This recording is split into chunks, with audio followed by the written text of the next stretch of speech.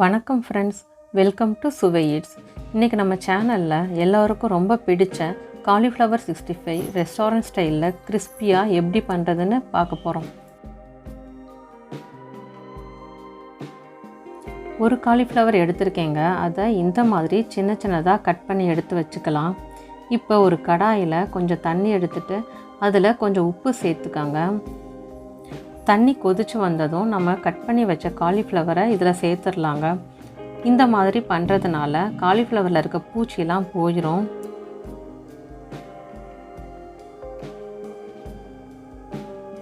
இதை 2 நிமிஷம் மட்டும் அப்படியே வச்சுட்டு அதுக்கப்புறம் ஸ்டவ்வை ஆஃப் பண்ணிடலாம்.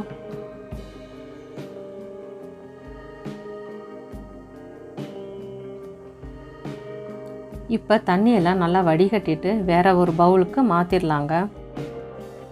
இப்போ மசாலா ரெடி பண்ணுறதுக்கு ஒரு பவுலில் 1/2 கப் அளவு மைதா மாவு எடுத்துக்கலாம்.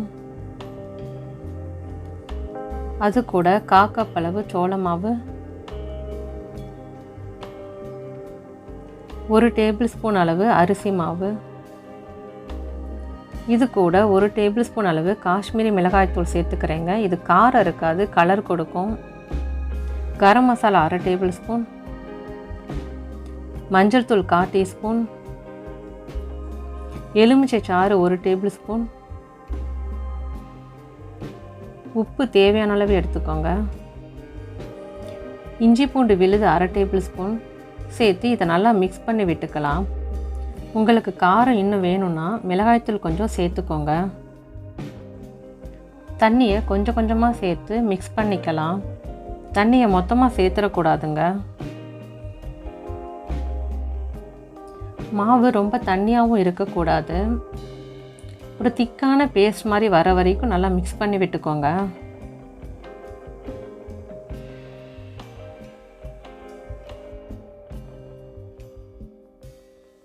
இப்போ காலிஃப்ளவருக்கு மாவு ரெடி ஆகிருச்சுங்க. இதில் நம்ம ரெடி பண்ணி வச்சுருந்த காலிஃப்ளவரை சேர்த்துடலாம். மசாலா எல்லா சைடும் நல்லா கோட் ஆகிற மாதிரி கலந்து விட்டுக்காங்க.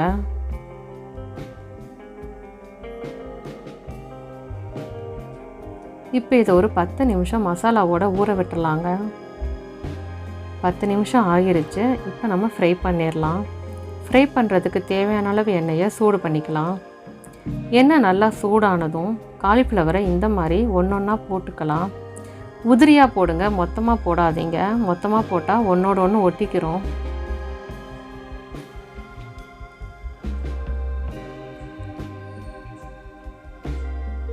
மீடியம் ஃப்ளேமில் வச்சு ஃப்ரை பண்ணிக்கோங்க.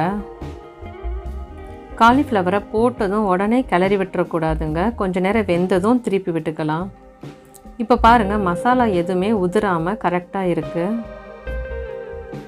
இப்போ காலிஃப்ளவர் நல்லா கலர்லாம் சேஞ்ச் ஆகி கோல்டன் கலரில் வந்து கிறிஸ்பியாக ஆனதும் நம்ம எடுத்துடலாம்.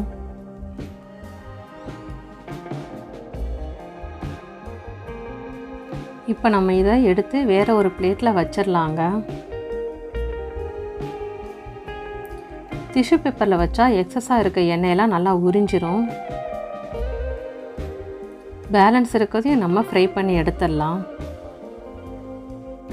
அவ்வளோதாங்க, காலிஃப்ளவர் 65 ரெஸ்டாரண்ட் ஸ்டைலில் கிறிஸ்பியாக சூப்பராக ரெடி ஆகிருச்சு. இதை நம்ம ஈவினிங் ஸ்நாக்ஸுக்கும் செஞ்சு கொடுக்கலாங்க. லஞ்சுக்கு சைடிஷாக வச்சு சாப்பிடவும் ரொம்ப சூப்பராக இருக்கும். கண்டிப்பாக இந்த ரெசிபியை ட்ரை பண்ணி பாருங்கள். உங்கள் ஃபீட்பேக்கை கமெண்ட்டில் சொல்லுங்கள். நன்றி.